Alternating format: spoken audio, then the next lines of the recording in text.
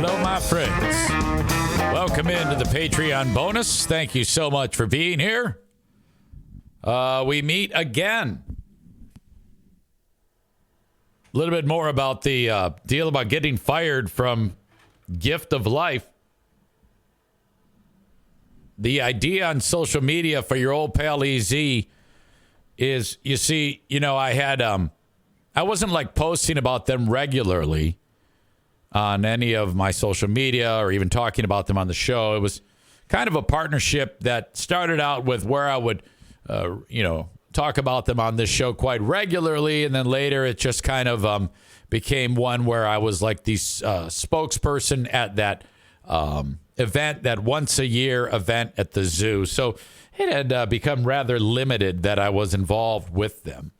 And it was pointed out to me, the idea when that all happened, the fact that I did that one post that was defending them because of that family of assholes that was dragging them through the mud about the organ donation of the chick who died. And then they said, hey, can you take that down? I go, it doesn't matter. Yeah, I'll take it down. It's fine. And then like 4 or 5 weeks have passed. So they had to like percolate on that for that. It took them that long to, this is just ridiculous. It's so annoying at how this happened. In fact, I kind of got even curious about the lady who broke the news to me. Let's see. Yeah, it was... Actually, it wasn't that long ago. It was February 21st is when they first started. Hey, can you change that headline? That's all it was. And then Tuesday of this week when I got, hey, do you have a minute this afternoon to chat about the zoo? Now, typically... I'm like, oh, yeah, well, and I guess it did have to do with the zoo. But I thought she was calling to say, yeah, we're all set for the zoo. It's going to be a great event when we welcome all the people who've had loved ones who donated organs. Oh, my God. Ryan says, just imagine how many internal meetings your firing may have spun in all those weeks. So now, like I was getting at the start of this conversation, the idea that I hadn't really been posting anything on Facebook, but now, I wasn't really connected that outwardly to them, other than the event coming up in the middle of the summer. So their idea that my headline that was available to look at for 1 hour, and then someone will be able to connect that dot to the guy that's going to be standing in front of them at the podium saying, hey, everybody, welcome to honor the donor day here at the zoo. That's going to result in some type of headache. Well, then I got to thinking about it. I go, well, now I'm just going to piss them off. So now I'm going to go out of my way to be connected with them. So yesterday you may have seen my post on there talking about how great Gift of Life is and tagged them in the goddamn post. Now, so just as our own inside joke, I'm only doing that to annoy them. Make no mistake. Hey, everyone, make sure you fill out your organ donation card. Nothing but love to all my friends at Gift of Life, Michigan. Translated, that means fuck you.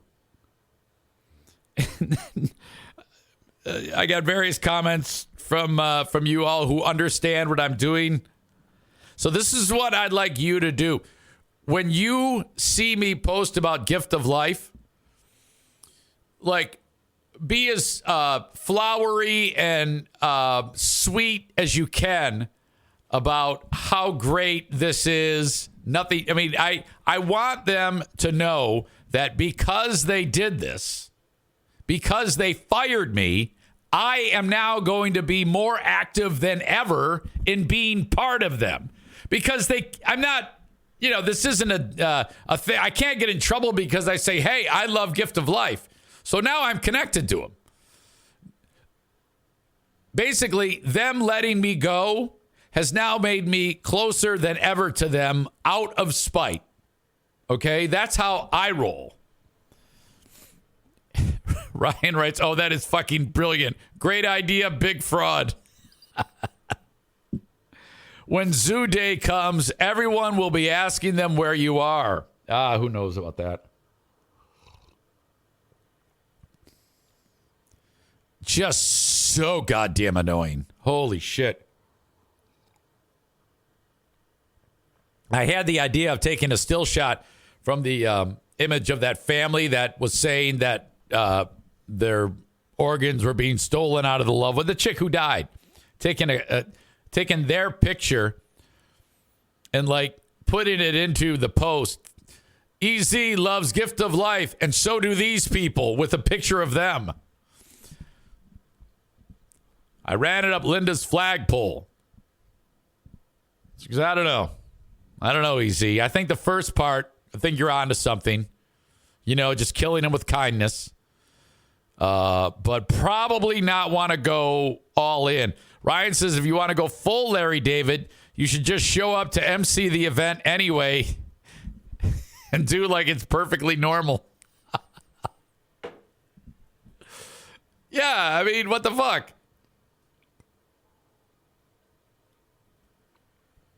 I've got my my camera and I'm shooting Facebook videos with survivors. They actually have to ask me to leave. Oh, no. I should have all of you show up with me. And we all walk in, and I introduce them as all people who donated their kidneys because of me. It's a lie. Everyone here, Ryan, he donated his liver. Linda donated one of her kidneys. Oh, there's Maureen. She donated some of her small intestine.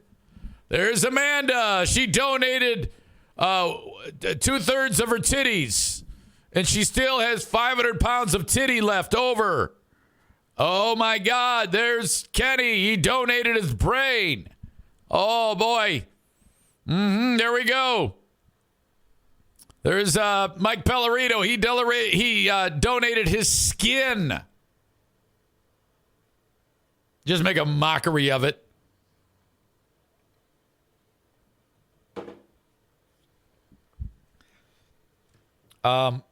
What I did notice yesterday, though, is on my post yesterday, Gift of Life actually liked the goddamn post. And earlier in the day, they hadn't. And I even texted Linda, my advisor. And I said, hey, they used to always like my posts. They're not liking this one, so hope. But then in my face, they actually said, oh, this is good. And they liked my post. What? All right.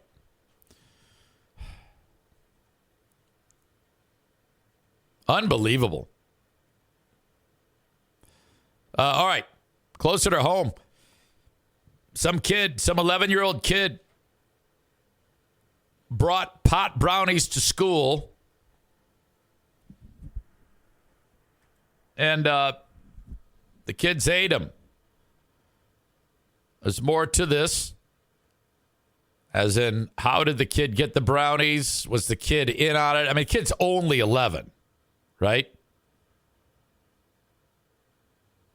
Or was this kind of like kid just found the brownies that mom made? I don't know. So new at noon, Bangor police say that an 11-year-old girl brought pot brownies to school and gave them to other students. This happened on Tuesday.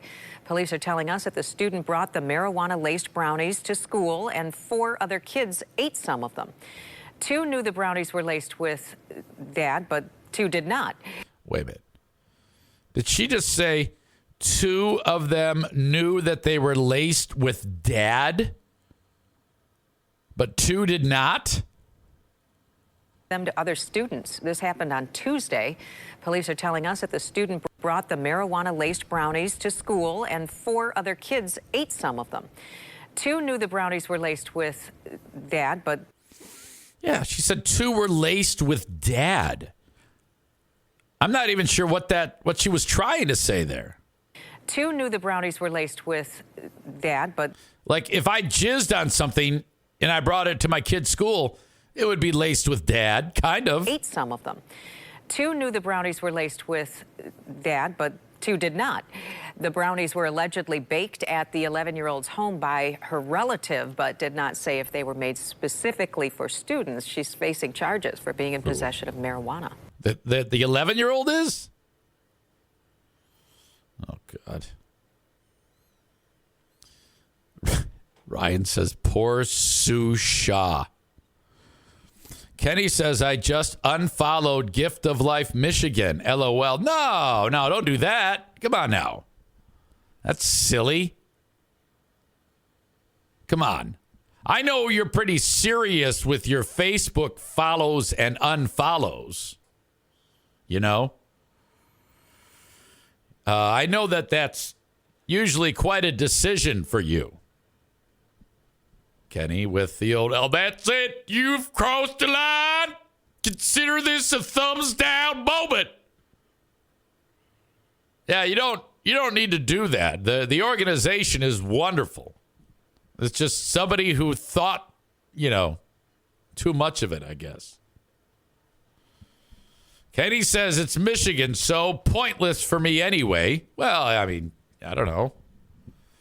Chris says no 1-star Google reviews, Kenny. That's it. He may piss me off, but he's still my guy. It's time to drop the hammer on Gift of Life. Here comes an incoming 1-star review for organ donation, goddammit. I received a liver and kidneys from Gift of Life. They weren't from a human being at all. They were diseased and had long since been dead and ripped out of the body of General Custer. I was supposed to fucking go live with a liver from General Custer.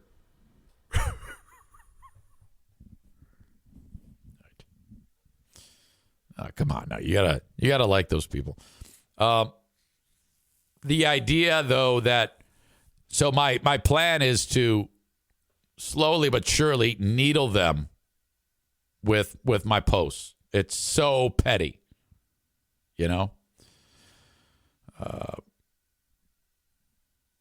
Kenny says if they sponsored you, I followed them. You see, this is where he always gets tripped up. I know you don't need to explain. It's always a joke. You don't need to. I'm kidding you. You don't need to give us the details as to what you were thinking in sponsoring and liking it. I know it. It's just a way to have some fun. Don't take everything so literal. Okay? This is where you always get in the weeds because everything is like you'll laugh at one thing and then the other thing is like for real. It's so hit or miss. And so it's like laugh, real, unfollow, cancel, fuck you, I hate you, drop dead, I hope kids get AIDS, I fuck your dogs in the ass, fuck you, I hate you, son of a bitch, review, negative, thumbs down, fuck you, asshole, cock, cunt, motherfucking shit, goddamn son of a bitch, fuck your asshole, fuck your life, fuck you, die! And then a day and a half, hey everybody, I'm back. It's me. My birthday.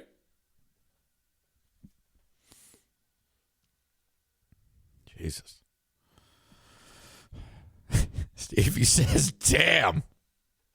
Come on, I'm on a roll, for God's sake. That's fun. Shut up. All right. Moving on. Lakeland Correctional Facility is a state prison. Guy is waiting for his significant other to show up for the visit.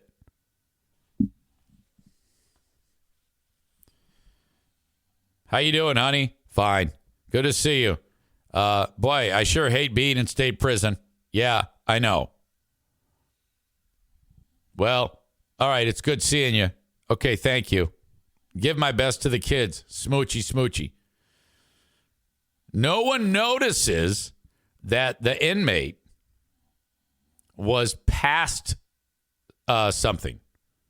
Because like in prison, you're not supposed to pass anything, Everything has to be approved. You might come for a visit and say, "Hey, here's a book. I want to give this to my husband." Okay, they check it out, make sure there's nothing hidden inside of it. You don't want a fucking Andy Dufresne deal. Some of you get that reference. But these two managed to pass. She managed to pass something off undetected. The next time that they figured out that something had been passed off was when they were removing the guy's chest plate in the autopsy to get a look at his digestive system. That's right. Shortly after the visit, that guy died because he got her to get some crack and put it into some balloons. And then what you do is you don't inflate it, obviously. You just stick it in the balloon somehow. And then the crack is sealed, supposedly.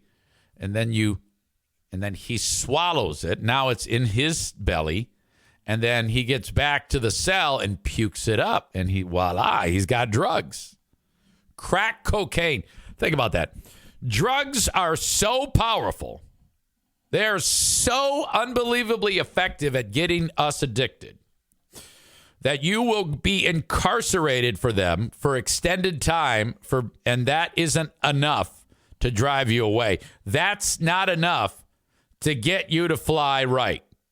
No. Instead, you have someone smuggle them in a balloon, and you swallow them, and then you throw them up in order to do the drugs. Well, it turns out that when this dumb fuck was trying to puke him up, somehow he ruptured one of the goddamn balloons. So, he gets one of them up, he gets two of them up, he tries to get number 3 up, it won't come up. He can't figure out what's going on. Now, in my mind, he would have puked up just the balloon that's broken. And he's like, oh no. But they ended up finding the balloon ripped in his belly with no drugs in it. So these full crack rocks go into his system, and he then digests it, and then it kills him. The guy's so fucking dead. Oh my God. And then they went after they figured that out, and then they arrested the chick, and they're like, all right, what's going on here? That's what happened. It was a total drug smuggling investigation. Now, I don't know if that was enough drugs that he was going to sell or just use for himself. I don't know. And it didn't. This happened a while ago in October of 2023. But the investigation is now determining that chick was complicit, that she brought the drugs and killed that guy. Medical examiner's office says it was a drug overdose. Balloon burst while the guy was trying to barf him up. Oh, my God. To think drugs are that addicting, that's what it's going to make you do. Security cameras captured a 24-year-old woman from Detroit passing a small object to the guy from under her clothing. The guy was also recorded swallowing the object. They went back and looked at the tape after the fact. They went and arrested chick. Felony charges, including delivery of a controlled substance causing death. State police said the woman is just one of several people who took part in a plot to smuggle drugs into the prison. Although investigators have identified some of the suspects, only the 24-year-old woman has been arrested. My God. That's like, Old Red. That's Shawshank. That's my second Shawshank reference. Old Red could get you anything, man. posters of various hot chicks to put over the hole, and the fucking the little thing for to chip away at the hammer, the rock hammer. Who has not seen Shawshank Redemption? I mean, seriously. That is one of many films that if I'm just bouncing around and it's there, fucking A. That's it. I'm going to stop. I'm going to watch whatever scene is on until the commercial, and then that'll be it. That's the way a lot of people watch TV these days. That, any Star Wars movie, I'll do that for. Any Rocky movie, I'll do that for. Any 80s movie that I watched, I'll do that for. You know, growing up. You know, that's what happens. You see these movies when you're like a teenager, and then they just stick with you. Well, Shawshank, I didn't see as a teenager. It's just a great fucking movie. You know, that's a Stephen King book. Actually, a short story in, what is the name of that? He has a compilation, Stephen King. I think it's called Night Shift. I don't know. It's a compilation. It has all sorts of short stories, including Apt Pupil. Oh, my God, Apt Pupil. Was made into a movie, too. Apt Pupil was unbelievable. Apt Pupil and Shawshank Redemption made into Stephen King films. Probably the two best. Okay? There was a time that Stephen King books were made into movies, and boy, did they suck dick. Oh, my God. It was just one terrible disaster after another. Every Stephen King movie that was made into, or a book that was made into a film, pile of shit. Christine, garbage. Carrie, shit. It, shit. What else? The Stand, not too bad. There's been worse. But those two were great. Maximum Overdrive, what a pile of shit that was. I think Rita Hayworth and the Shawshank Redemption. Isn't that the full name of the actual book? Stand By Me, good movie. That one worked. That one really worked. Love that. Great movie. Terrific actors in it. Had that one kid. He's dead now. What's his name? It was like he's got a famous brother. First of all, the kid Jerry O'Connell was in it. He was fat as fuck in that. You had the kid with the glasses, and he became retarded as he got old. What's that guy's name?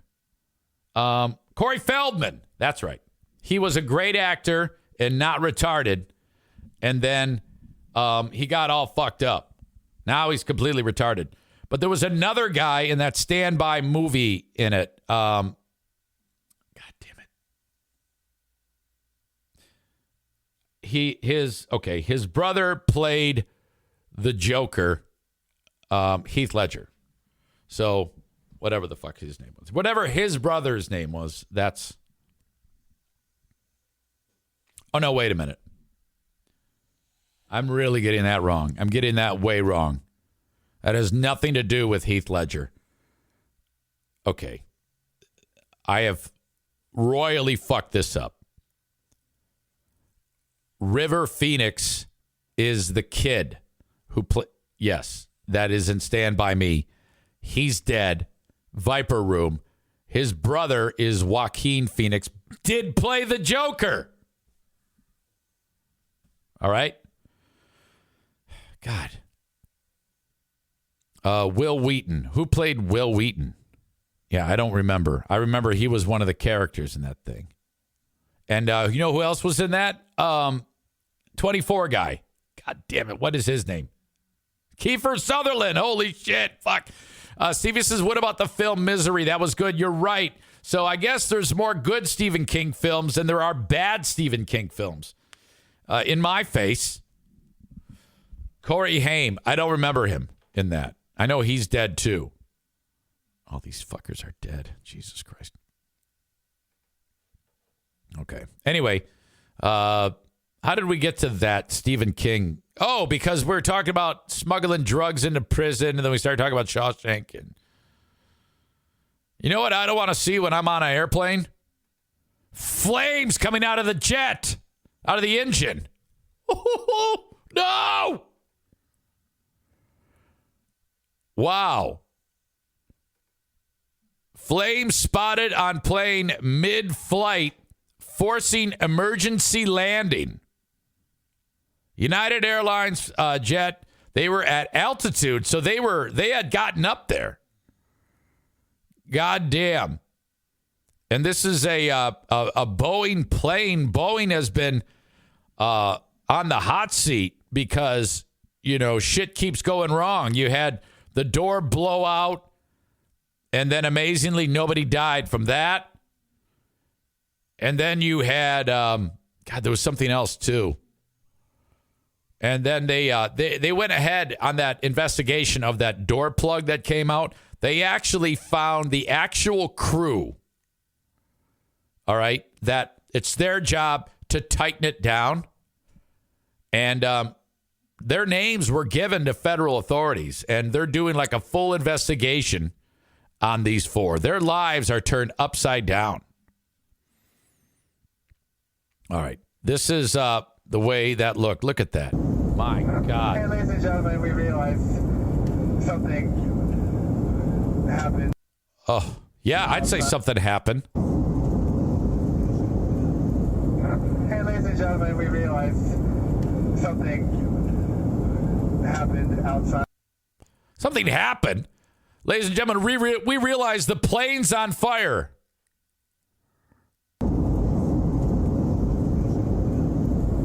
Hey, ladies and gentlemen, we realized something happened outside.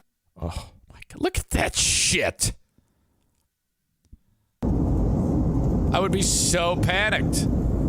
Hey, ladies and gentlemen. And it turns out that the pilot, that's right, just keep it cool. Put your trays in the upright position, your seat backs forward, please. And we're going to make a quick descent, and we'll be on the ground in no time flat. Thank you, and thanks for flying.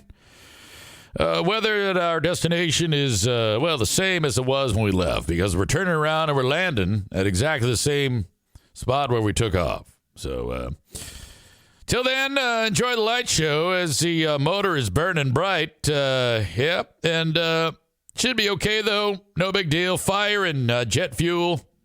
What could possibly go wrong? So just sit there and enjoy that, and we'll let you know what's going on as soon as we land. Get you booked on another flight. Might be just a slight delay as we're completely engulfed in flames right now, and just disregard the smell of burning jet fuel and skin that we're experiencing, and enjoy the rest of your flight. And thanks for flying United Airlines. Sure, Captain, over and out.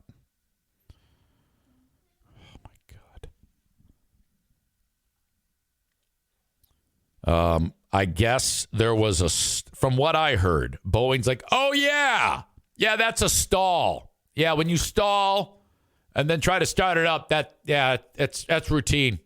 You didn't even have to stop. Yeah, right. I don't believe that at all. That's what they're saying. They're saying, when the plane stalls, that can happen. My God. The plane was only 15 minutes into a 2-hour flight to Fort Myers when the incident occurred. Flight was able to land safely. This after the other problems with Boeing.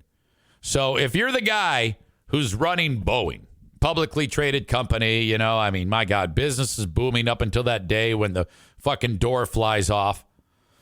And since then, everything you do is like, oh, my God. If you're him, you're like, fuck me. Are you kidding me? What?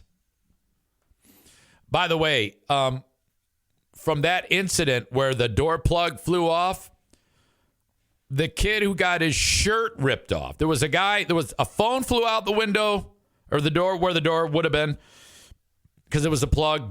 Plug flies off. A phone flies out. No people fly out. And believe it or not, some kid's shirt, some teenager's shirt got pulled off. And that's it. There was no damage or anything. Nobody died. Nothing like that.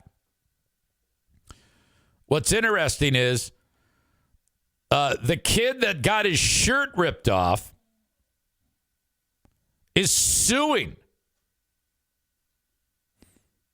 That's right. For like $1 billion. Yeah, here it is.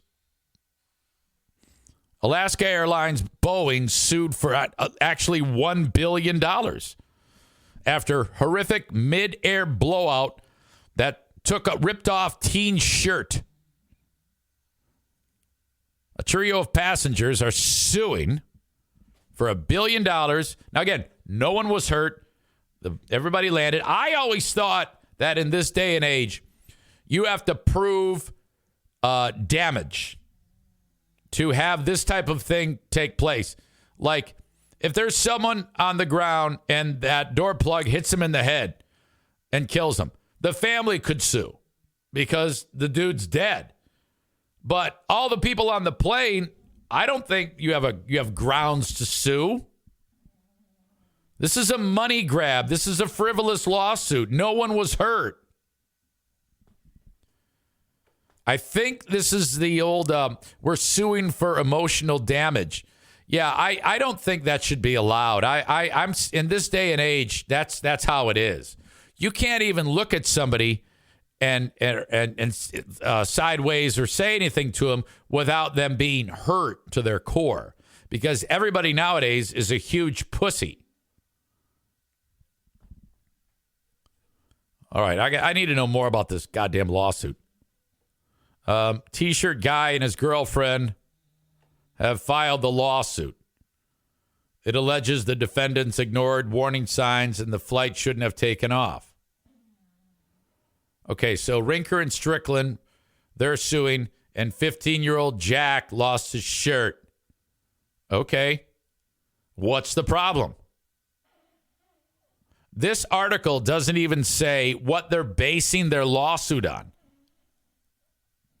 This is mostly about the systemic problems at Boeing, which is jeopardizing the lives of the entire traveling public who travel on Boeing aircraft, said the plaintiff's lawyer, Jonathan Johnson. They should not be trusting luck to avoid a plane load of people being killed. Okay, so what are you suing for? Johnson said that although the aircraft manufacturer acknowledged their role in the blowout and vowed to fix such problems from happening in the future, the lawsuit will push both Alaska Airlines and Boeing to prioritize safety. I would say that going forward, they are. We've had so many people say, oh, sorry about what you went through. And I'm thinking like, oh, it could have been a lot worse. Even still, with it being bad, I think about that almost daily, said one of the crybabies who's suing. Yeah, what happened to you? You're fine. You're alive and well. Shut the fuck up. This is the guy who's suing, this fucking fat-faced prick and his significant other. Stevie says emotional damage. Yeah, there's no way to quantify that. It's impossible. That should not count. Now, if you saw someone's head get ripped off, all right, perhaps we can have that conversation. Chris asks, so they're suing for the good of mankind and $1 billion.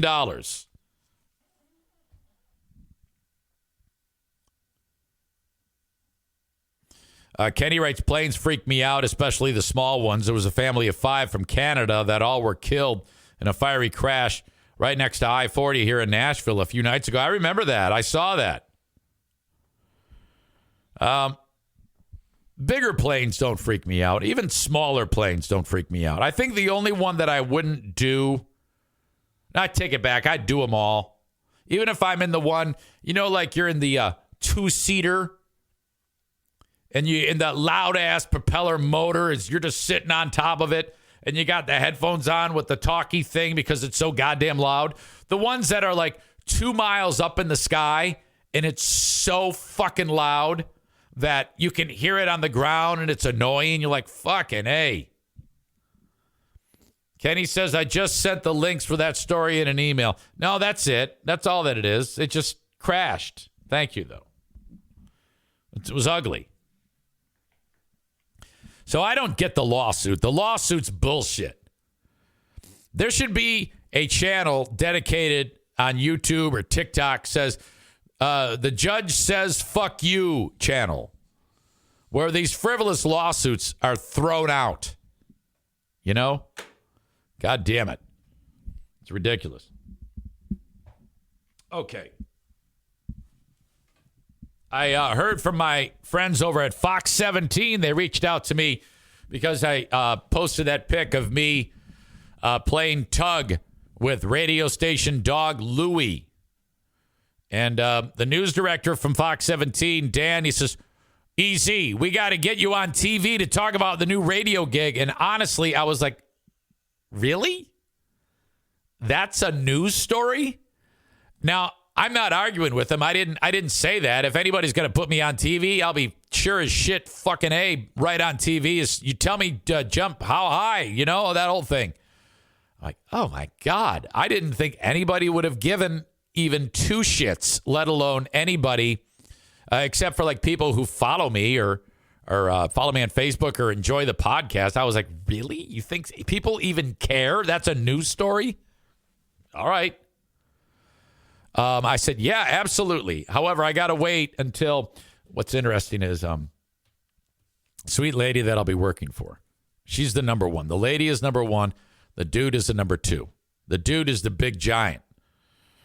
And lady says to me a couple of days before I went up, which was yesterday, she goes, Eric, I'm going to have your contract for you.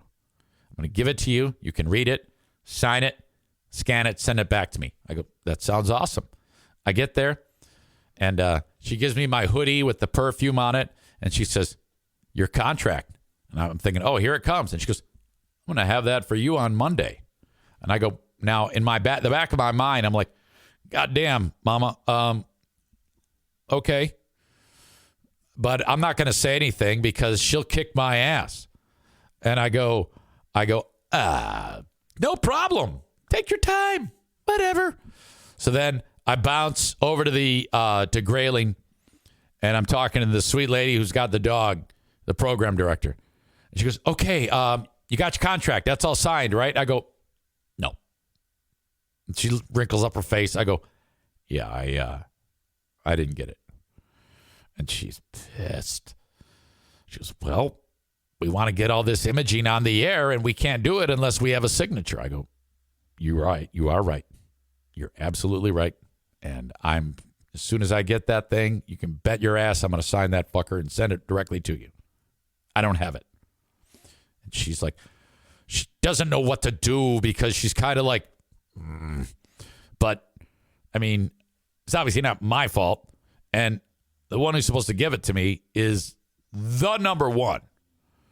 So, I mean, it's the old, what are you going to do about it type of deal? And I'm like, well, I wish I could help you. I'm going to go play with the dog some more. Rob V is here. He says, pilot voice is awesome. Yeah, that's right. I love doing pilot voice.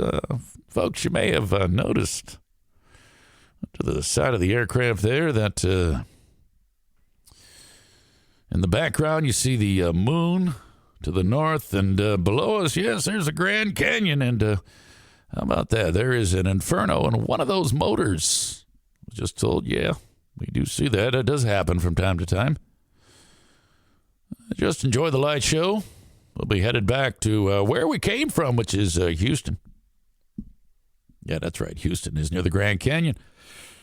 Anyway, weather when we land, it'll be about 85 degrees, just like when we left. And by God, your family might be there, and we're going to get you there safely. Thanks for flying the friendly skies, and we'll be talking to you. Thank you so much.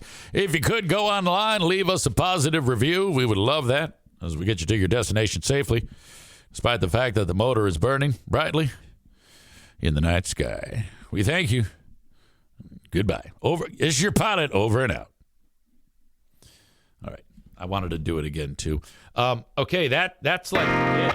I'm all done. You all have a great rest of your day. Again, Ben is in Vegas getting pussy. No, I don't think he's going to do that. But anyway, thank you so much for being here, and I'll talk to you tomorrow. Okay? See you, folks. Bye-bye.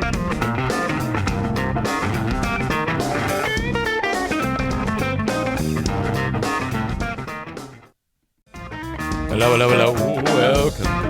Welcome. Here we go. Friday. Busy day. Busy day. Yeah. The yesterday's Gift of Life post was loaded with snark. Some of you caught it. Fill out your organ donor card today. God bless. Gift of Life Michigan tagged. An amazing group that doesn't get bogged down by overthinking or micromanaging. They simply help people live. If you see those posts, they see those posts. So leave something like this. Sarah Rookruck Roosh, probably the most ass-kicking of ass-kicking listeners. What a wonderful thing you did, and an amazing organization. So kind that they chose you to share how they help people through organ donations. Eric is an excellent spokesperson. That's one word, by the way. She wrote spokes, like spokes in a tire or a wheel. Spokesperson, since he is a living donor. So, I was informing Pooh Bear about this. And she goes, why are you doing this? And I said, well, because it feels good. She goes, yeah, but I go, yeah, don't discount that. There's something to be said for that. When something like this takes place, I am not built in a way that just goes, oh, well, I guess I'll just take it like a fucking gutless pussy. No, I'm going to do something to get under. I'm going to do something. Something's coming. I'm not just going to walk away and skulk away. You got to get in that ass, Larry. And if that's my way of doing it, I have an inside joke with all of you, and they cannot acknowledge it. They can't say shit about it. I wouldn't have dreamt of trying to, and now I'm like, okay, yeah, I am affiliated with them. Now I'm standing up and saying, yes, I'm the guy that called that family kooks, and I am reaching out and talking about how much I support Gift of Life. So you didn't have it that way before you fired me. Now you do. Fucking great. I love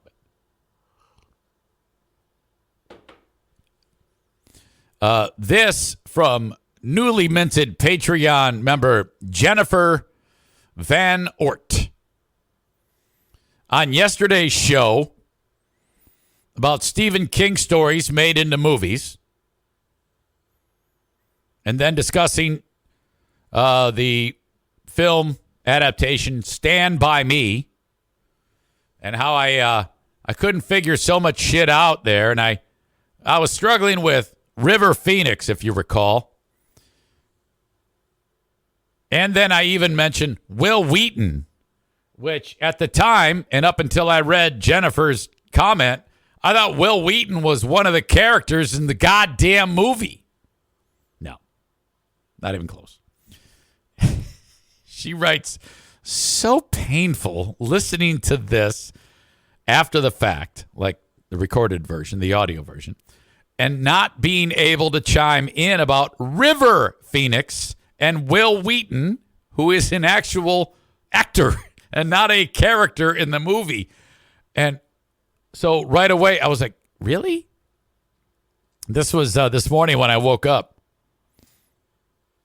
Yeah, that's He was on Star Trek Next Generation. I remember him now. Yeah, he was one of those I forget his part in the film Stand By Me, but what a great movie that is. Yeah, Maureen says, Will Wheaton's an actor. Yeah, I know. I knew it because I got that message from Jennifer there. So thank you, Jennifer. I appreciate you being on Patreon. What's your story, by the way? I need to know how you people were somehow moved to signing up for Patreon. I want to share something with you while I'm here. Give you some insight into my world. A little inside baseball. These are trends on Patreon membership. Now, I'm going to go all time. Okay. Far left, this is when I signed on, January of 19. Right away, 383 people signed up. That amount of people blessed me with the amount of money to get me through 2 months. Like if I didn't lift one finger for 2 months, that was like, okay. Then I started selling sponsorships and it all kind of worked out. That was the start of the process. Those two things are the two most important things that keep the podcast growing. Now, as it goes, this is 1 month later, 383 to 375. No big deal. You're going to get some attrition. Now, right here, this precipitous drop-off from 375 to 314, this is about the same time that Ben threw me under the bus and said I was like, I was an abuser or some shit like that.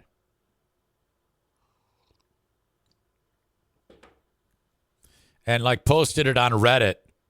And then he he did, I'm so sorry to Free Beer and Hot Wings. Oh, and by the way, Eric abused me. What? I'm paraphrasing. It wasn't quite that stunning. But that put into motion like a huge rift between us, which eventually was repaired, obviously. But there you go. That's how it went. And then not much better after that. Dropping to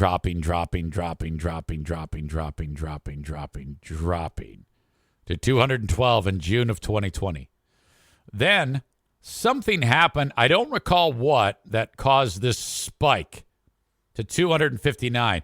And then slowly attrition, 228, attrition. Now this right,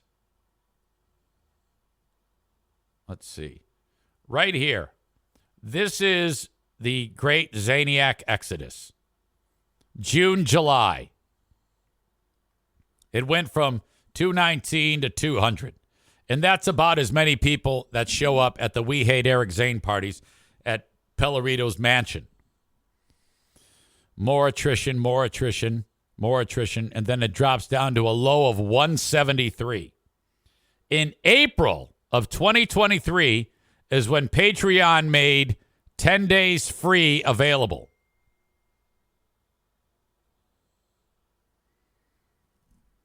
And then it started to pick up. And it's been picking up since then. Right now, it's at its highest since April of, June of 22. So that's very good. I'm very excited about that. So I'm hoping more and more people, like the multi-talented Jennifer Van Ort, signs up for Patreon. I don't ever make it a big deal to beg about it. All I do is try to say, hey, this is what we're talking about and you should check it out. If they do, they do. They don't. If people don't sign up for Patreon, it's not anybody's fault. Well, it is. It's mine. It's because I'm not doing a good enough job.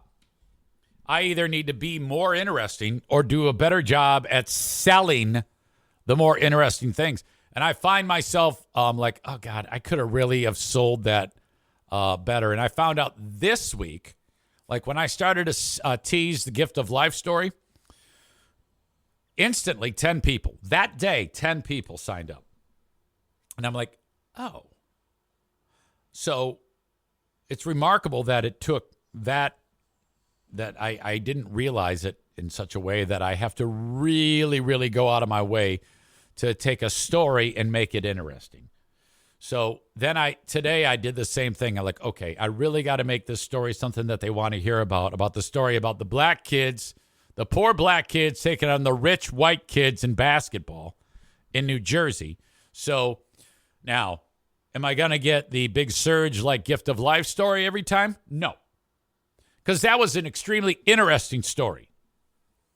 As long as there's something I can talk about on the free podcast that is like, yeah, I'd like to hear the rest of that story and your take on it. That's my attitude going forward. I need to spend more time on the free podcast talking about what exactly I am energized by on this show right here, right now. Okay? So that they really want it. They really want to listen to it. And I think sometimes I get lazy on the free podcast and I'm like, hey, sign up for the Patreon. There's stuff on it. That's not going to do it. That is not going to do it. You have to really dial it in and focus as to what you're talking about. Not everybody is going to be at this level of, hey, I just enjoy more content. I have my core, which is you, but the money is made with the outliers, the people who are like on the fence or just a little bit interested. If I can do just one thing that can captivate them to some degree, this is key. And I only know this from, playing with it, like with the gift of life story this week, which, I just fell into that. But I said to Linda, my show advisor, I go, if I can take something as negative as that and put it on its ear and make it a positive for me, I'll do that all goddamn day. As long as it's something interesting that I can tell you about and you go, holy shit, I can't believe that fucking happened. Well, yeah, of course I'm going to do that. Linda says, no, it's because people are cheap. I don't believe that. People won't commit. They will commit. Everyone would commit if you've got something that they want to listen to, that they just have to hear it. For example, if the Jake Paul, Mike Tyson thing wasn't on Netflix, it was just like I had to pay for it for pay-per-view, I probably would, because that's a compelling, interesting story. You got me. Hey, it's Eric Zane here to tell you about my new favorite marketing partner, Mint Mobile. For the longest time, we've been paying way too much for our cell phone service, our plans, whatever it is, mobile device, whatever you want to call it. Every so often, they put the screws to you just a little bit at a time. You don't even notice. Next thing you know, you check out the bill. You're like, wait a minute. This is not what I decided to pay for. What has happened? Okay, forget all of that. You can skip it all right now. Everything is about to change for you. Mint Mobile is the key. With Mint Mobile, you'll never have to worry about gotchas ever again. That's what I'm talking about, where they slowly raise your prices that you pay. When Mint Mobile says $15 a month when you purchase a 3-month plan, they mean it. Say goodbye to your overpriced wireless plans, jaw-dropping monthly bills, and unexpected overages. Mint Mobile is premium wireless plans starting at just $15 a month. All the plans come with high-speed data and unlimited talk and text delivered on the nation's largest 5G network. You're like, easy, tell me more. This is all you do. I did this. All my family has done this, and you should too. To get the new customer offer and your new 3-month premium wireless plan for just $15 a month, go to mintmobile.com/Zane. That's good anywhere. Mintmobile.com/Zane. Cut your wireless bill from whatever ridiculous amount that you're paying each month to $15 a month. Mintmobile.com/Zane. Pay attention to this legalese. $45 upfront payment. That is equivalent to the $15 a month for 3 months. New customers on First 3-month plan only. Speeds slower, 40 gigs on unlimited plan. Don't even worry about that. I use that, and it's no big deal. Additional taxes, fees, and restrictions apply. See Mint Mobile for details.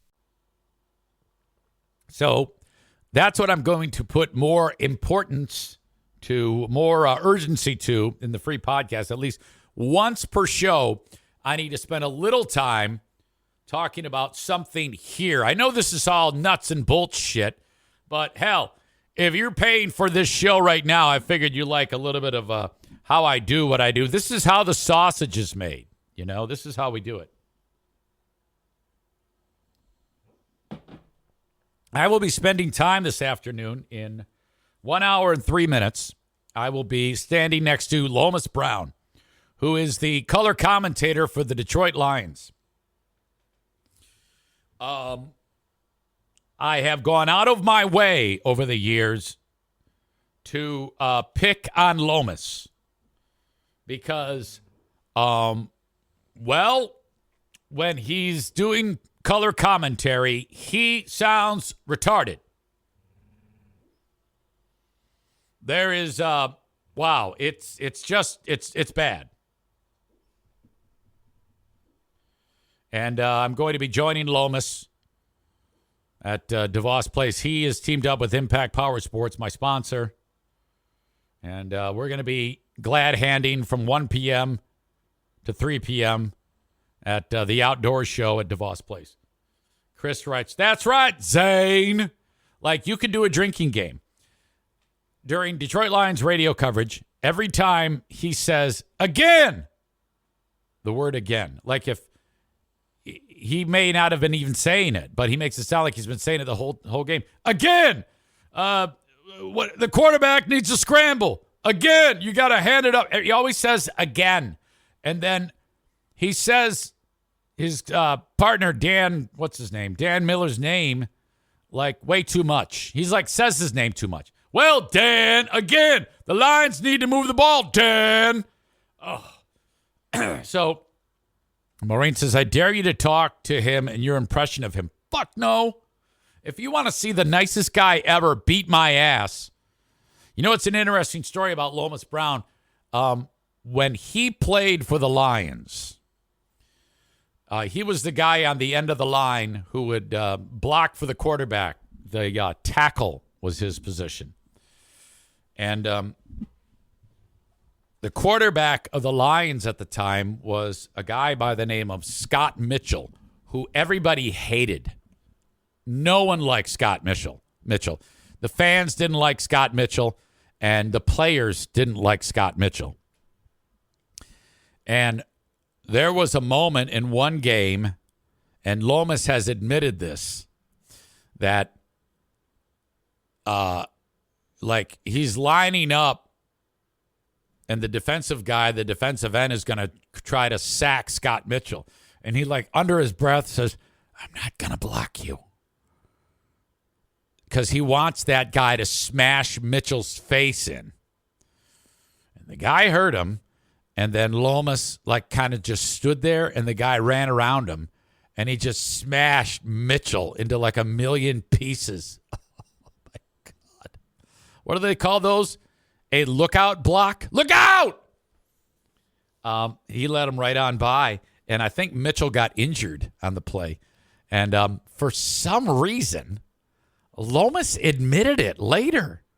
I was like, oh, God damn it. Don't admit it. What? Nobody was even talking about it. I don't even know if he was accused of it, but he admitted to doing it. It's like, oh, my God. Now, that just goes to show you that isn't a problem. That isn't a Lomas problem, in my opinion, at all. That's a Scott Mitchell problem. All right? That just shows why you don't treat people like shit. Okay? Like I never do.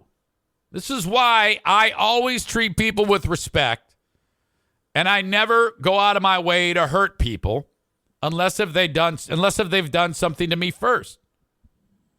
Like that's why I beat up Kenny all the time, because of the way he treats me. That's why that happens to Amanda all the time, because of the disrespect and the terrible things that they do to me. They say that they're my friends, and then they it's just every day I'm just burning from gaslight. It's remarkable.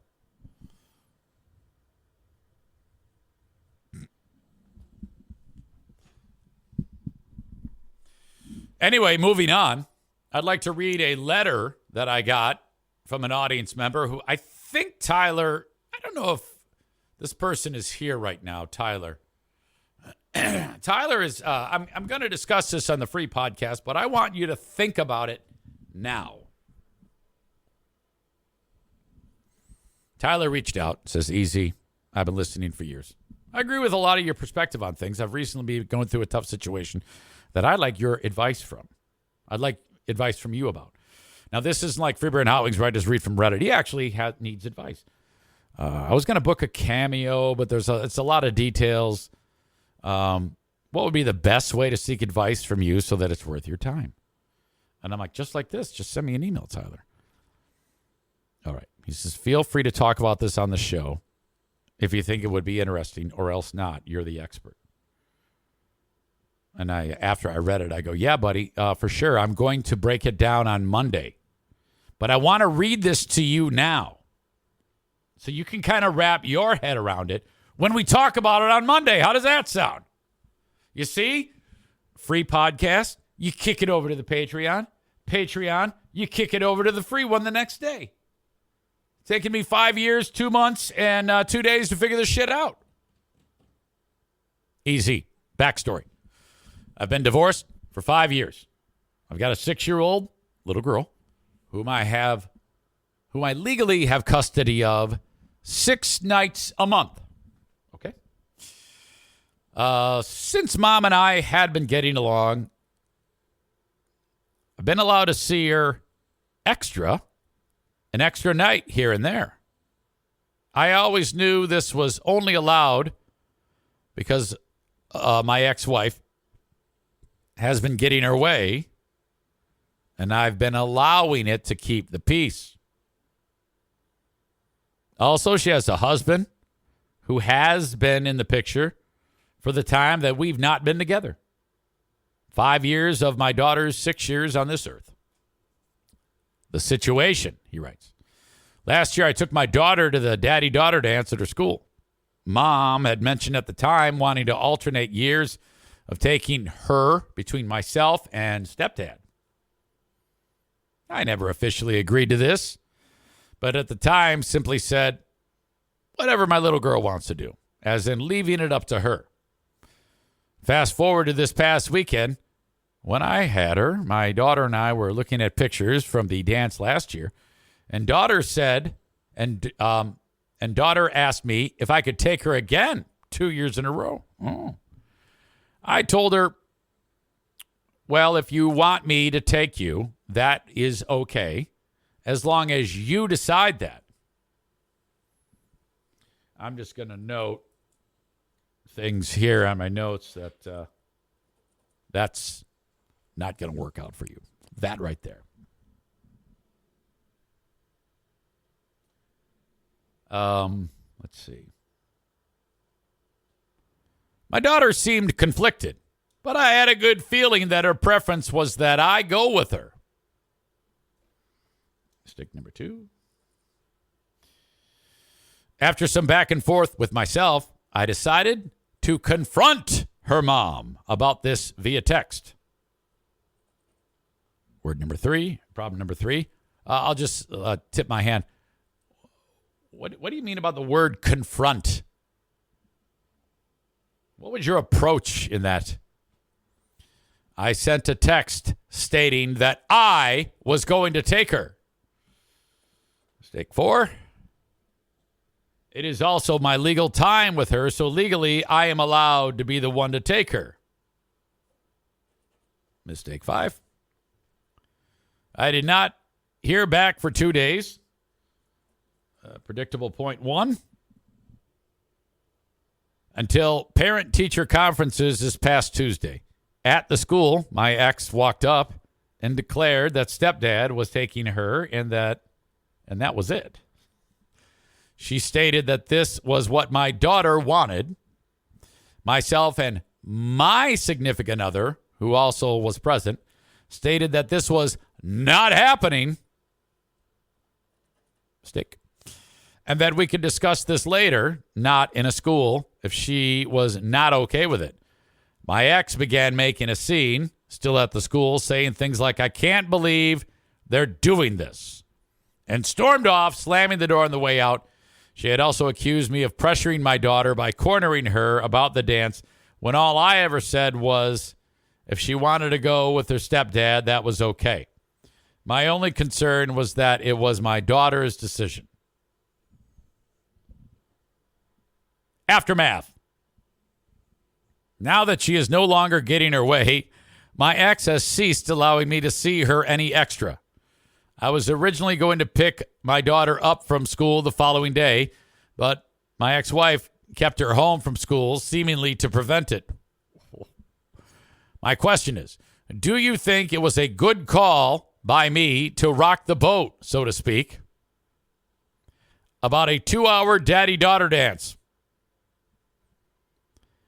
It is important to me, but I can't help but feel as though I made a mistake by not just keeping the peace and allowing her to have her way about this. There's a lot more details surrounding this situation, and I will spare you on, but I am now faced with the hard choice of speaking with a lawyer. Okay. I am going to try for more custody of my daughter. I believe I could have a case for reasons I will not get into at this time. We shall see. Sorry if I rambled too much. I was trying to not tell a painfully boring story like Hot Wings or Kenny. Hopefully, I explained the situation well enough. If you have any questions about the situation that would help you understand it better, feel free to ask. Thanks for any advice. Signed, Tyler. P.S. I love the show. I listen every morning live while I'm at work. Have a great day and weekend. Easy. Good email, Tyler. I will discuss Monday on the free podcast if that's okay. Can I give you the advice then? That would be great, Easy. Can't wait to hear it. He didn't say Kenny. He just said how. I threw in the Kenny thing.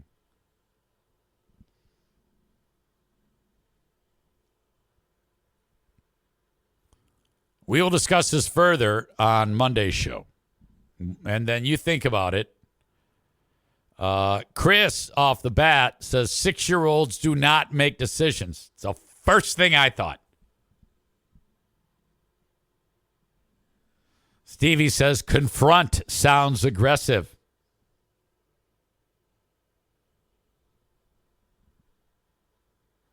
Kenny writes, oh, hell no. That dance is not for that for that stepdad. Nope.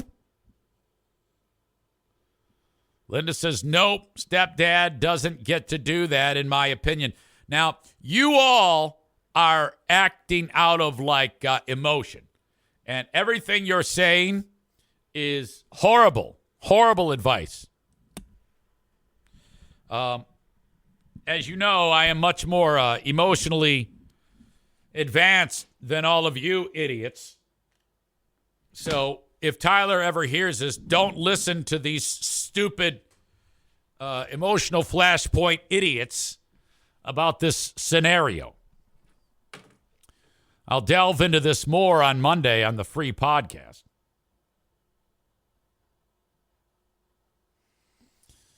Kenny says, here I am wanting to talk to this guy and try and help him out, and he knifed me. No. Kenny is now aware that I threw that in there. Linda writes, I get to go to my grandson's party/teacher conference next Friday with my son, the mommy, and probably her boyfriend. Ugh.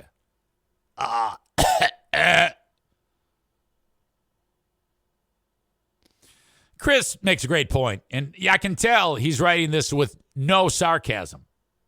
He writes, yes, you are much more even-tempered and level-headed than everyone. Linda says, you're more emotionally advanced. Who wanted to spout off about a nonprofit organization on the free podcast?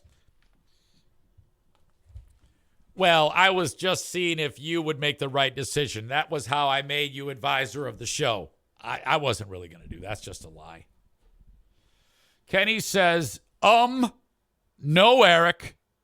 I've been through and am still going through things that are relatable here. He absolutely needs to call his lawyer. That is horrible advice. Horrible.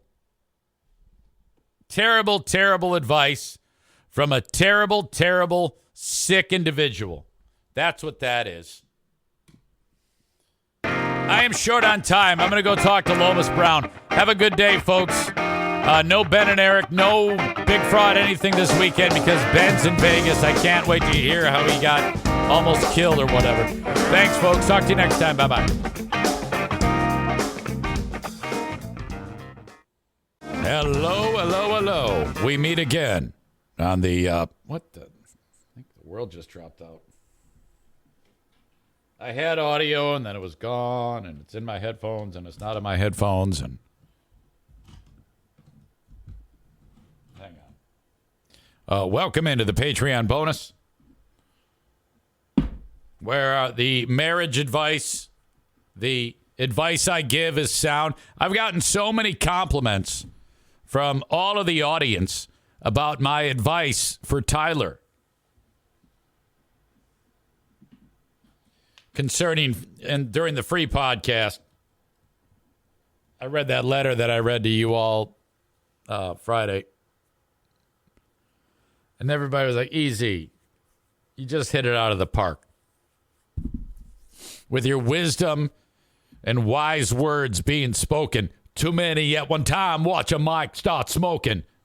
I came to impress the rapper manifest. MCs that wanna be dissed, they're gonna be dissed if they don't get from in front of. Or they can go get for me a glass of Moet. A hard times. Watch a people and the smooth poet. That's easy. I'm not happy with his hair. Not happy at all with his hair. Anyway. Yeah. The idea that Kenny said, okay, if you're not going to the father-daughter dance, you need to sue. You need to lawyer up for father-daughter dance. It's it's father-daughter dance. It's you. It's not stepdad-daughter dance.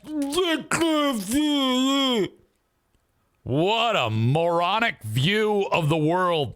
What a pedestrian set of comments making no sense. If you want your child to witness all of that fighting and nonsense, just follow Dick Face's advice.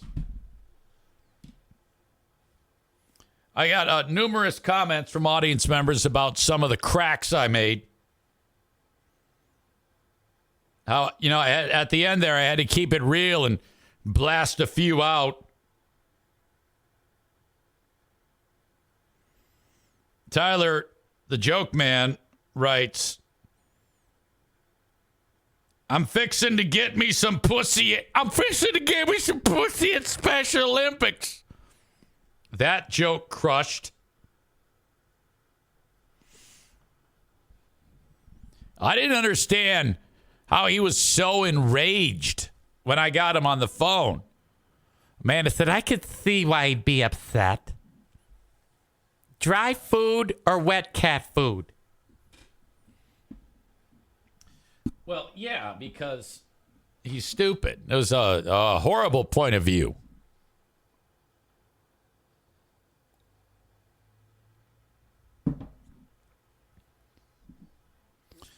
You said shit about me, but then can't remember the shit you actually said. Well, yeah, I wasn't talking shit, though. I was true. I was actually, it was from a good place.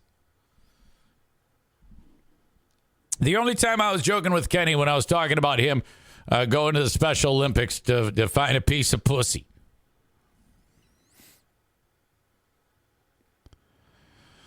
Maureen says that was Megan that said she understood why Kenny was upset. What did I say? Did I say you? Probably. I can't remember what the hell I even fucking say 2 minutes ago. But anyway, he was super pissed off. And, you know, it wasn't about him. You know, it was the reason why it hurts to him because he got taken, you know, he was getting his rights stomped on for whatever reason. And he went to the lawyer and got what he wanted. But his idea that, well, it'll work for everybody. It'll work for everybody because it worked for me because I got 50-50. Maureen said, I said, no, you said, Amanda.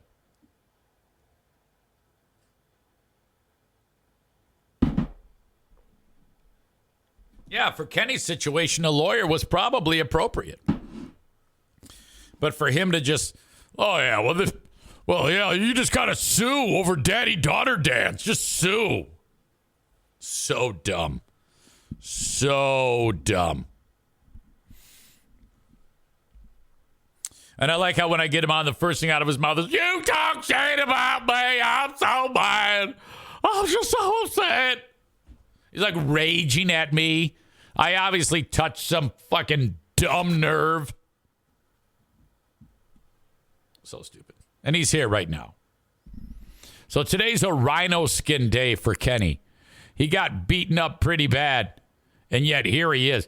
Now, you'll have a rhino skin day and then you'll have a sensitive day where he'll just erupt. Erupt. Today was only like a half eruption is what that was. All right. Before I actually, you know what? I am going to get into this story about this fucking basketball team. It's just ridiculous. Because if I don't, I'll skip it. I'll end up, doing something else. But this is the play that everybody's pissed off about. Okay. So, in fact, let me watch it on X so that I can go full screen on this deal.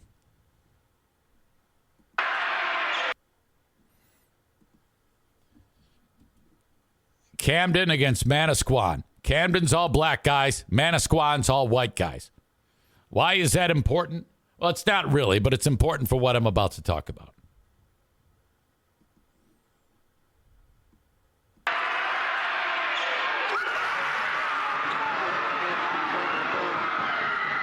Okay, so you see, Camden shoots a foul shot and sinks it. Camden is up 46-45. White guy is going to shoot and miss. The ball is going to bounce off into the hands of a rebound for another white guy who clearly shoots the shot and scores. And there's before the ball leaves his hand, there is time on the clock. So this guy throws up a prayer. Now number 12 is going to get it. Ball comes off. Hang on a second. Still 1.6 seconds on the clock. Okay. The ball is out of his hands now. There's 0.4 on the clock. This is an easy call to make. He sinks it. Now, see this ref? He makes this motion. That is basket counts. That's what that is this call for. Basket counts. So that guy sees the call. He makes the correct call. And Manasquan wins. Simple. They have now won 47-46. And now here's the refs. They're discussing it. Okay? Now, we don't know the discussion. But the dark-skinned brother that you can only see a portion of his head, he's the one who made the call. Light-skinned brother is like, now wait a second here. We got to remember, there's 2 black refs here. This is what he's saying. We have to make it so that the black team wins. And then the white ref is saying, well, why? That's bullshit. And he goes, I know that, cracker, but because we're black and the black team is going to lose, we want the black team to win. That is the only logical explanation for how they could have made their decision that, no, that basket doesn't count and the black team won. Can't hear what they're saying, but you can only assume he's saying black guys win.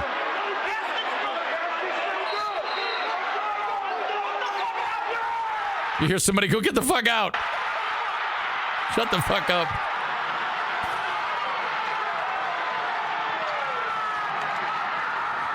Oh, also, I should have said the black guys were like, look, and we know the white team won, but if the white team wins, it's going to be a racist incident. So let's just say the black team won.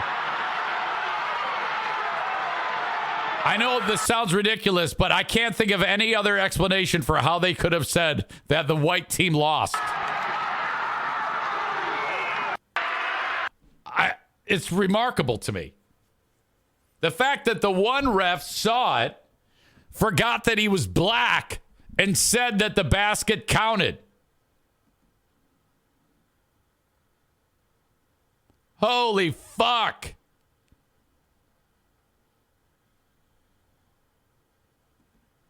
All right. So that happened. Then it gets even more wonky. Because the white people, they're all really rich. So what did they do? It's kind of like a theme today. They went and called their lawyers and tried to get the law involved somehow to make it so that the white guys would win. And this actually went in front of a judge to make it so that the judge would say, all right, these white people have money and they have lawyers, so we are now saying that the black guys lose. Can you imagine if they actually did do that? But they were attempting to do that. Here's the headline from just a couple of days ago. New Jersey judge denies Manasquan high school basketball team's filing in legal blow after buzzer beater heartbreak.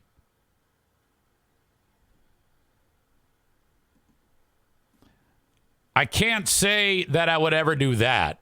You know, there are times that you just don't get a judge involved. But taken directly from the article, in Ocean County, New Jersey, Superior Court judge denied Manasquan High School's court filing on Thursday to postpone the next basketball game, the championship game, after the state semifinal ended in a controversial fashion. Manasquan's fighting to have a seemingly wrong call overturned and have the whites to be declared the winners over the blacks. The judge ruled that the Superior Court did not have the jurisdiction to prevent Saturday's state title game, slated to take place at Jersey Mike's Arena on Rutgers campus at noon, from occurring. So they're trying to get the game, the next game, to keep from happening so that they can, I don't know, finagle something. If I'm a judge and someone brings this bullshit in front of me, I charge everyone involved with contempt for wasting the court's time. It's like, hey, I get it. But at the end of the day, if somebody fucked up at work, you're not going to go and race over to the fucking Supreme Court. This is a fucking life lesson that you use to teach those whites. Say, look, whites, sometimes shit ain't fair and it goes off the rails.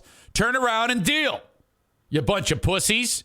You don't rush to the judge. Fuck that shit. Now I actually want the black guys to win. Yes, the black guys were awarded a victory that they should not have had. But big fucking deal. That happens all the goddamn time in the world. It's about time we let the black guys win one, frankly. You know, how often do you turn around and the black guys always get the short end of the stick? Fuck that shit. It's about time we got some cracker treatment for these black guys. Jesus Christ. This quote, the district and the students in the district are deserved of getting the right outcome to this incident. So we are taking all these necessary steps to try to right the wrong that was done. Shut up. Outrage, outrage, outrage.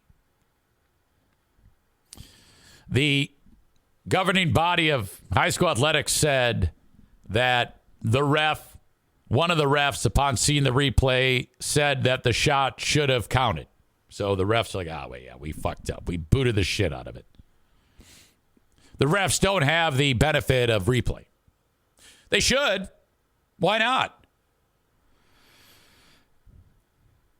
In a statement, the New Jersey governing sports bullshit said it understood Manasquan's frustration, but their bylaws don't allow for a video review. Those are the rules. Lawyers for Camden School District, that's the black kids, have ripped the way that Manasquan has been handling the situation, with attorney Lou Capelli Jr. calling the opposing district's actions ridiculous. He wrote, you have to learn to live with the decisions of the referee, right or wrong. That's all part of sports, Capelli said, according to the Asbury Park Press. Oh, yeah.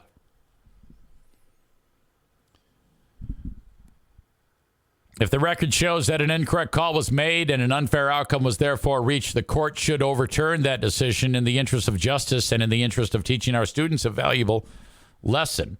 This was from the other side. No, big fucking deal. Don't worry about it. I mean, at the end of the day, yeah, it sucks that your team lost. But, I mean, if you really wanted to do something about it, they should have replay. Sometimes that's the way they see it. We saw one ref say that the bucket did count. The other two must have overruled him. I don't know.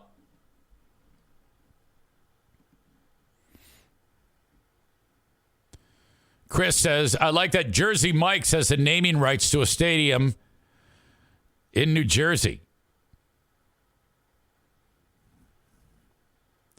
Chris says, was this a state championship game or anything more important? Was the state semifinal. I wonder how it turned out. New Jersey basketball championship. It just happens, and I don't even know how it turned out.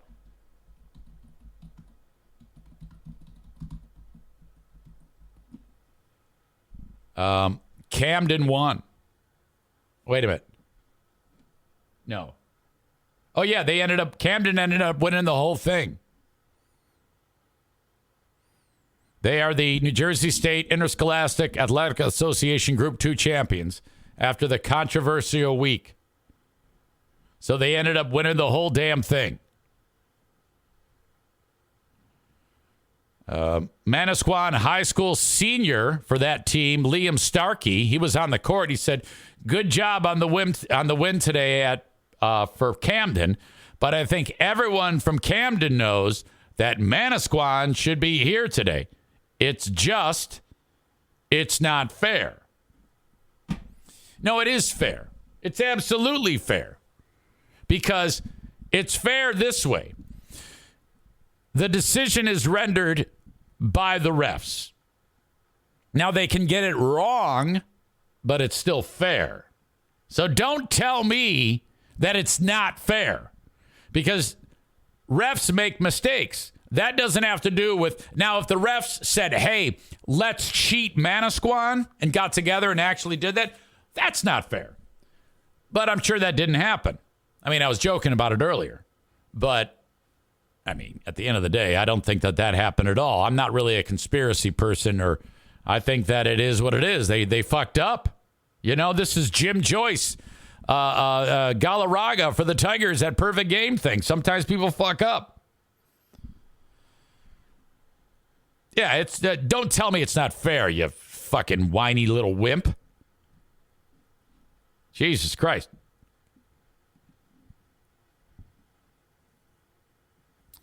All right. Kenny says that's definitely not a time to go to court. Yeah, I agree with that. That's one thing I agree with you on. It's definitely not a time to go to court over a basketball game or a father-daughter dance. At the end of the day, we don't want to be suing people over father-daughter dance or basketball games. The only thing dumber than suing over basketball game is suing over daddy-daughter dance because your butt hurt. Facts. Madonna was on stage.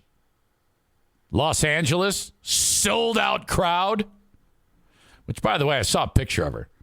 She looks hot. She hasn't looked hot in the past. But in this image, I think Madonna is good from afar, but far from good. Look at, she looks great there. I love the leg/footwear lace-up deal. That's attractive. Nice dress, skirt, I guess, with lingerie style, lacy cami. Beautiful hair. She looks great. Tone arms for 65 years old. Are you kidding me? On the piano, that's her daughter. I know the daughter is black, but I think Madonna has had babies that are black or she's adopted lots of kids. I think Madonna has 70 or 80 kids. I think she just wanders into countries and just leaves with babies. I think she still does that. Just shows up. But she's worth like $500 million. You can just walk into Senegal and then leave with a bunch of kids, a plane full of kids. And then that's her band now. I don't know if you know that. But her entire band are kids. She adopted all these kids and then taught them all to play. And she doesn't have to pay the band. So she's on stage. And she's annoyed with this one person, this one chick. Everybody's dancing. I think they're playing Vogue. Strike a pose. There's nothing to it. Vogue. And everybody's just shaking their ass. And she's like, hey, how come you're not dancing? What's your deal? What's your deal? And the chick was like in a wheelchair. And it was so awkward, I guess. Oh, my God. I even have footage of this so we can, I think you'll be able to make out what she's saying here. But she's yelling at that chick to get out of her chair and dance. And she has no idea that this lady hasn't walked like in a long time. What are you doing sitting down? What are you doing sitting down? Okay, this is that song Material Girl. I can hear it in the background. Grabs the mic. Madonna walks over to her like, hey, what are you doing sitting down? And everybody's like, oh, she's going to make her get up and boogie. Oh, okay. Politically incorrect. Sorry about that. She realizes it. Oh, okay. Politically incorrect. Sorry about that. See, Madonna did herself a favor there. I would not have had the wherewithal to just say sorry about that. I would have said, oh, my God, ladies and gentlemen, she can't walk. She's in a wheelchair. I'm such an asshole. That's what I would have done. I'm glad you're here. She says, I'm glad you're here. I'm sure she's fine. I'm sure that lady didn't take too much offense to it. But how great is that? Why aren't you dancing? Uh-oh. Oh, no. My God. Tyler says, ladies and gentlemen, put your hands together for Madonna and the Orphans. Oh, it's true, man. I think just this last week, she went to Ukraine. And there's kids wandering the street with blood of their parents on them, naked. And she scooped up all these Ukrainians and brought them back to the U.S. And, she clothes them, gets them education, takes them to the father-daughter dance, the mommy-son dance, whatever the fuck, and raises them with her own money and then teaches them a skill to be in the band. So, or they dance or something like that. It's incredible. What a program. I learned something interesting about actor James Woods. This is the guy, if you remember, I remember him from the film Casino. He played the part of that dude Lester, that he was like he was having sex with Sharon Stone's character. Remember? And then he ends up getting the shit beat out of him. That's James Woods. I discovered via this website I go to called Quora, which always has these interesting stories on it, that as we were getting close to September 11th, James Woods, a few weeks before September 11th, was on a flight with 4 of the terrorists, and they were acting strange. And he reported them because they were acting so strange. He was concerned with their behavior. So again, several weeks, I think it was 6 weeks actually, before 9/11, he's on the plane. And he noticed that these 4 dudes in different seats were in their seats. They took no beverages on when the cart went through. They took no snacks. They didn't sleep. They didn't read. They just were sitting rigid in the seats, staring forward, looking very anxious. It turns out that one of them was Mohammed Atta, and the other 3 were also hijackers, and this was their test flight to kind of get the lay of the land on a flight prior to them successfully overtaking a plane that they would then fly into the World Trade Centers. Is that not unbelievable? Woods observed the 4 behaving so strangely, he reported them to the flight attendants and authorities when he landed. No food or drink, didn't read, didn't sleep, didn't make themselves comfortable, sat stiffly in their seats, stared straight ahead. Saying nothing to the flight attendants, speaking only to each other in inaudible tones. Wow! And they had no luggage. No carry-ons. They just walked in and sat down. And this fucker noticed it. Rebecca says, oh my God, James Woods is a major Trumper. Tophus says, Woods is a major Trumper? Now, what does that mean? Does that mean you guys now don't like him because he likes Trump? I think we need to get out of that. I think we need to get out of just regular people who are going to vote for Trump. How you all, I don't, judge them. Yes, there are some that are crazy that we don't trust. But I mean, like Nick here from the arena. He's fucking brilliant. He's one of my favorite people in the chat. He's going to vote for Trump. I don't think he's a retard. You know? Nate Bull is one of the sweetest people I know. Matt Hubbard from Oath Keepers Bark and Stone. I love that guy. He's going to vote for Trump. They love me, and I'm not voting for Trump. I think we need to set the standard as to how we handle these people. Which, by the way, I'm starting to think a little differently that, Biden might win after that amazing speech he had. Tophus says, I have a hard time dealing with someone who still likes Trump after January 6th. Yeah, I get it. I absolutely get it. I know. I know. But I think you just got to let them hang themselves. Okay? Just let's not get too wound up in the minutia unless they're like hurting someone or if they're spewing hatred or talking about a certain groups of people a certain way. You know, I understand why you would do that though. Aaron writes, it makes a good point. Every single conversation now, someone finds a way to turn it into Trump Biden. Well, what you need to do is when someone does that, say, oh, look, we were having so much fun. We were having so much fun talking about whatever it is we were talking about. Why do we want to not make it fun?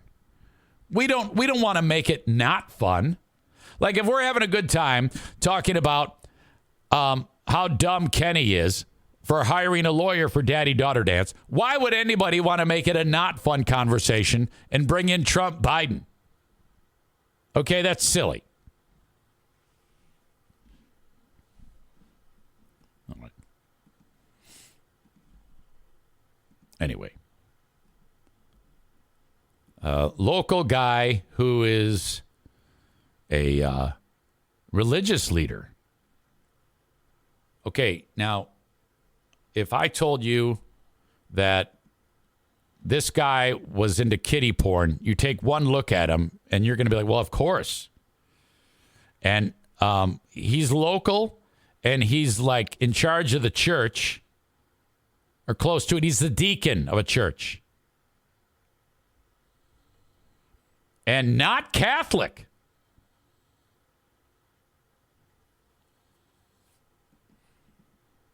Being that I am Catholic, I'm not practicing, but I'm still a Catholic. I mean, if you're baptized Catholic, you're a Catholic. People always say, "Oh no, I'm not Catholic anymore." Yeah, you are. You're just not going to mass. You don't celebrate the mass. You don't participate in anything church related. That's me. I'm still a Catholic though. Anyway. This is a guy who's at the Unity Reformed Church in Norton Shores. That's right near Muskegon County. He's 49. He's the deacon of the church. So he's like the hand of the king. He's into child porn. Yeah, I mean, it's always hindsight. When you see the picture of the creeper or the alleged creeper, you're always like, well, of course he's a goddamn pedophile. Look at him.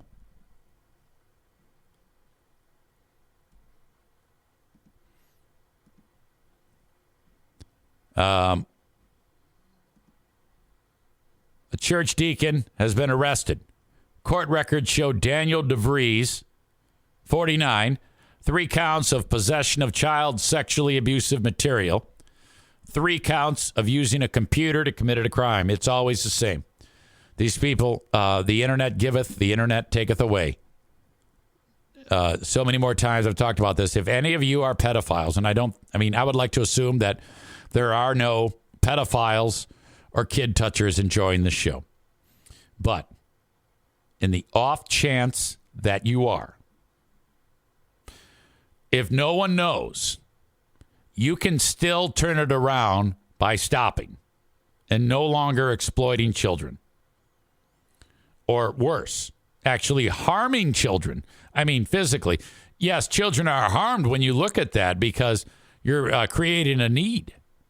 Okay, then there are other people who are still going to exploit those children, so you need to get out of that. So in the event that there are any people in the audience who like looking at pictures of children, you can still end this. If you do, you have less chance of getting in trouble because a lot of times the cops are onto you. Maybe you're communicating with a cop to get photos, or somehow they have, I don't know if this is entrapment. I don't know the law, but cops may even go ahead and make dummy sites in order to get these animals to download the imagery. And what a terrible job that would be if you work for the task force to try to bust these people and your job is to make the kid porno site as a way to get these scumbags to download the pictures, and then they go round them up. I mean, seriously, that's some serious hazard pay. What you're seeing, you have to create a website of horrible images. God damn. A dude was arraigned Friday and given a $25,000 bond. They talked about how he was a deacon at the church. He's scheduled to appear in court on March 21 for a probable cause hearing. I wonder what they're saying at the church. Unity Reformed Church, Norton Shores. I wonder if they have like a website or like a Facebook page. If they're making any comment. Unity Church. Norton Shores.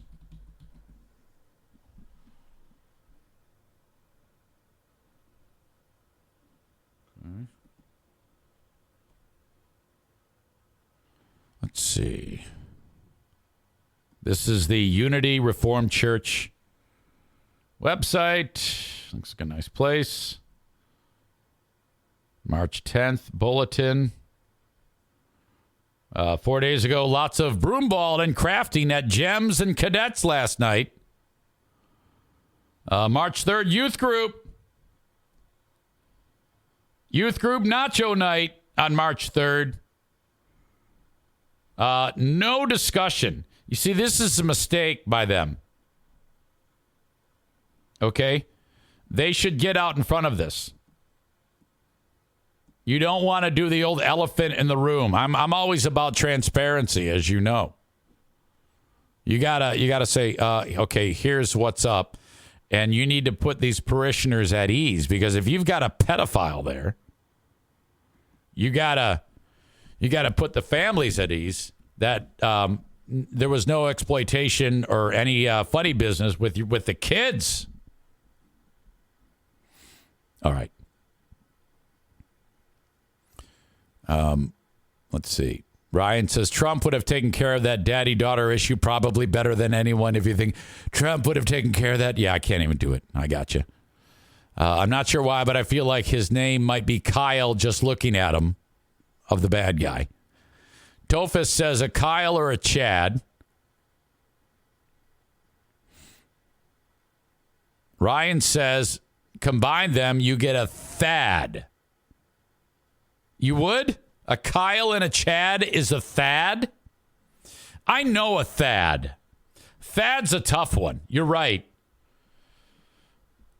Makes you feel like there's something sinister going on if you're talking to a Thad. But I try not to think about it because I keep trying to get the guy to give me money. But he's really nice. I mean, I would be shocked if he actually was a bad person. But Thad is short for like Thaddeus. And Thaddeus was the name of General Ross in the Hulk comic books. A little fun fact for you. All right. I'm going to leave it right there, folks. I appreciate you very much. Thank you, and I will talk to you a little later on. Tomorrow, in fact, another edition of the Eric St. Show podcast. Till then, folks, have a good one. Thank you. Bye-bye.